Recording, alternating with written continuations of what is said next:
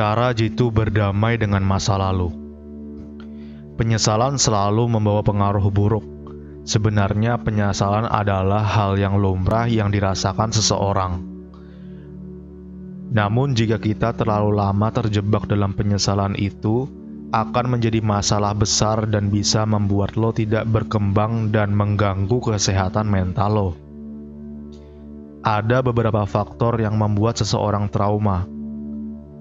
Mungkin di ghosting pasangan, di blok pasangan, di playing victim pasangan, trauma yang disebabkan orang tua, sahabat, bahkan kerabat.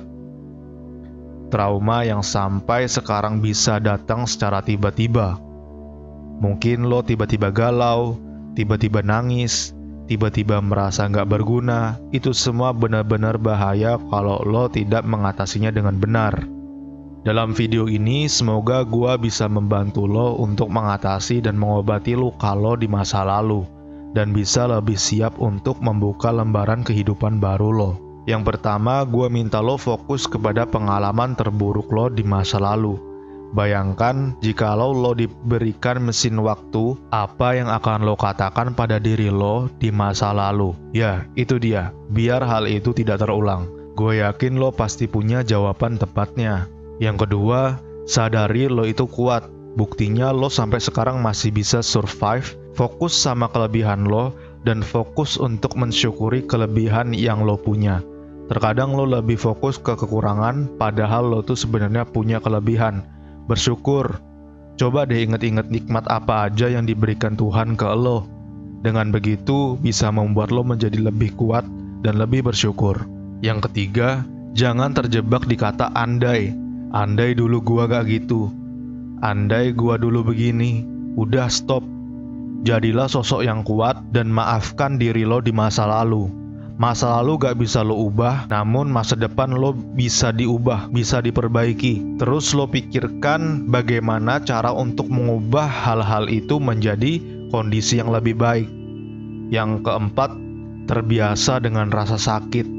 Membuat lo tidak terlalu berekspektasi dengan segala macam hal. Misal nih, lo mau ngelamar kerjaan, gak usah terlalu berharap lebih bakalan diterima atau enggak. Diterima syukur, gak diterima ya udah, cari lagi. Dan kalau lo diterima, seneng dong.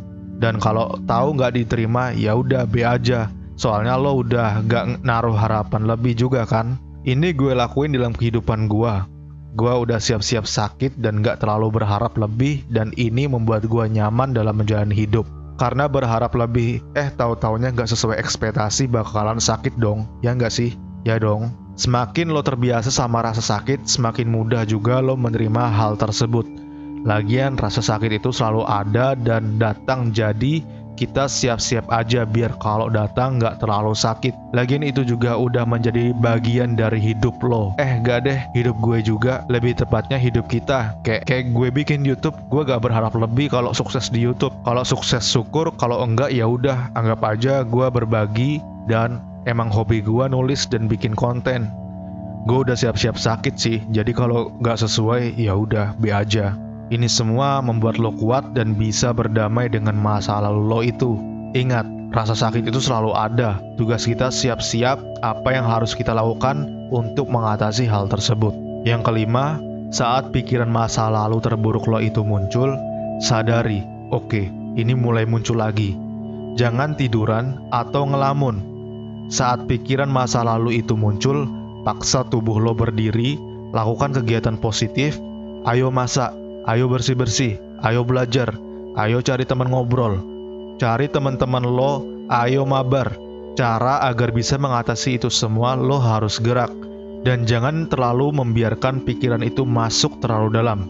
Sadar gak, kalau lo biarin masa lalu lo itu muncul di pikiran lo, dan lo biarkan dia berkembang, lo bakalan jadi sedih dan malas ngapa-ngapain.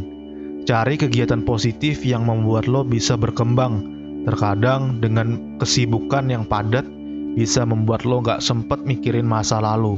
Serius. Buat lo yang nonton ini, sadari lo itu keren, kece, lo baik, lo pinter, oke? Gue yakin lo bisa bangkit Masa lalu ya udah sih, sadari itu adalah bagian dari hidup. Dan rasa sakit bakalan berkurang, dan secara perlahan kita bakalan berdamai. Oke, selamat bersibuk-sibuk.